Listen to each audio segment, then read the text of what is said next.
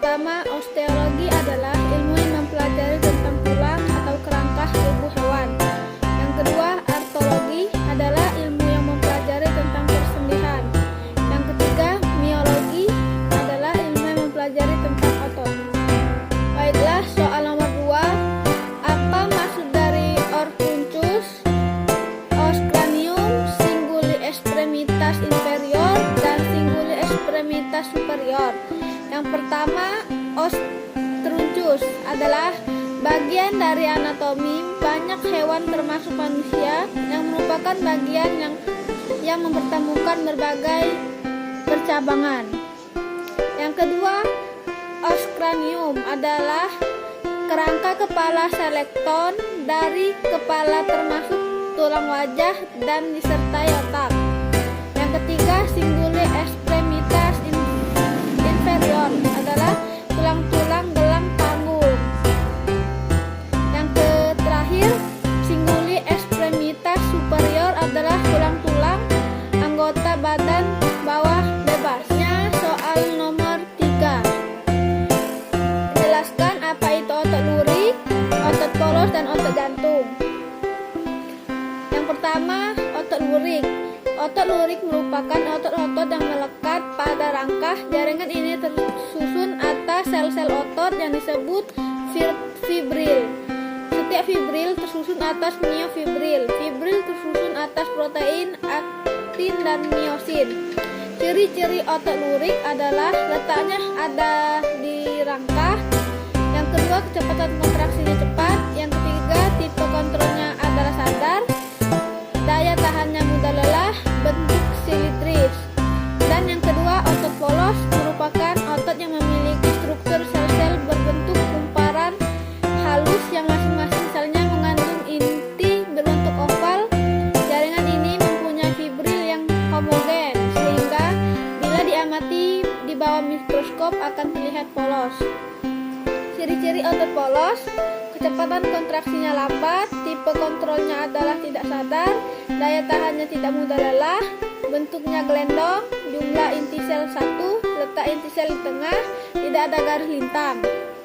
Yang terakhir, otot jantung merupakan otot yang hanya terdapat di lapisan tengah dinding jantung, sel-selnya berinti 1. Di bawah mikroskop, jaringan ini menyerupai otot lurik karena menunjukkan adanya bagian gelap dan terang yang berselang-seling.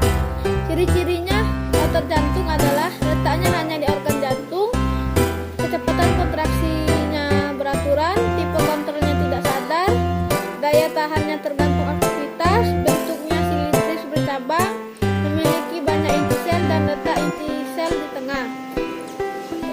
Soal nomor 3. Jelaskan apa itu otot lurik, otot polos, dan otot jantung. Yang pertama, otot lurik.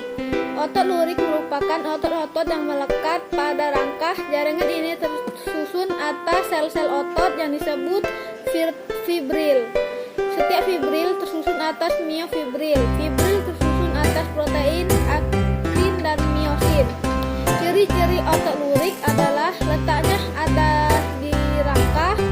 Yang kedua, kecepatan kontraksinya cepat. Yang ketiga, tipe kontrolnya adalah sadar. Daya tahannya mudah lelah, bentuk silindris. Dan yang kedua, otot polos merupakan otot yang memiliki struktur sel-sel berbentuk kumparan halus yang masing-masing selnya mengandung inti berbentuk oval. Jaringan ini mempunyai fibril yang homogen, sehingga bila diamati di bawah mikroskop akan terlihat polos. Ciri-ciri otot polos: kecepatan kontraksinya lambat, tipe kontrolnya adalah tidak sadar, daya tahannya tidak mudah lelah, bentuknya gelendong, jumlah inti sel 1, letak inti sel di tengah, tidak ada garis lintang. Yang terakhir, otot jantung merupakan otot yang hanya terdapat di lapisan tengah dinding jantung, sel-selnya berinti 1. Di bawah mikroskop, jaringan ini menyerupai otot lurik karena menunjukkan adanya bagian gelap dan terang yang berselang-seling. Ciri-cirinya, otot jantung adalah letaknya hanya di organ jantung, kecepatan kontraksinya beraturan, tipe kontrolnya tidak sadar, daya tahannya tergantung aktivitas, bentuknya silindris bercabang, memiliki banyak inti sel dan letak inti sel di tengah. Baiklah, soal nomor terakhir, nomor 4. Apa itu sinartrosis, amfiartrosis, dan diartrosis? Sinartrosis atau sendi mati. Sendi mati atau sinartrosis adalah sendi yang tidak bisa digerakkan, teman-teman. Karena sendi mati tidak bisa digerakkan, maka sendi mati ini menghubungkan dua tulang dengan kuat. Contohnya, sendi sinartrosis adalah sendi yang terdapat pada tulang tengkorak dan sendi pada tulang rawan yang melindungi jantung. Yang kedua, amfiartrosis atau sendi kaku adalah sendi yang bisa digerakkan namun gerakannya terbatas. Contohnya, sendi yang menghubungkan ruas-ruas tulang belakang, sendi pada tulang rusuk, dan sendi pada tulang panggul. Yang terakhir, diartrosis atau sendi gerak. Sendi gerak atau diartrosis yang berhubungan antar tulang dan memungkinkan terjadinya gerak pada gerak satu arah, dua arah, maupun ke arah segala arah. Jadi sendi diartrosis bisa digerakkan dengan bebas. Contohnya, sendi yang terdapat pada pergelangan tangan, siku lengan, dan lutut. Baiklah, soal nomor terakhir, nomor 4. Apa itu sinartrosis, amfiartrosis, dan diartrosis? Sinartrosis atau sendi mati. Sendi mati atau sinartrosis adalah sendi yang tidak bisa digerakkan, teman-teman. Karena sendi mati tidak bisa digerakkan, maka sendi mati ini menghubungkan dua tulang dengan kuat. Contohnya, sendi sinartrosis adalah sendi yang terdapat pada tulang tengkorak dan sendi pada tulang rawan yang melindungi jantung. Yang kedua, amfiartrosis atau sendi kaku adalah sendi yang bisa digerakkan namun gerakannya terbatas. Contohnya, sendi yang menghubungkan ruas-ruas tulang belakang, sendi pada tulang rusuk, dan sendi pada tulang panggul. Yang terakhir, diartrosis atau sendi gerak.